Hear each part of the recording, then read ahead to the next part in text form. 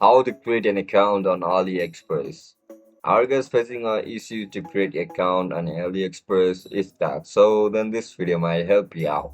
Without further ado, let's get started. First of all, open Chrome on your laptop or mobile devices. Once you open the Chrome, now search for AliExpress. Now enter the website. After you enter the website, look at the top right corner of your screen where you can see this profile icon. Click on it.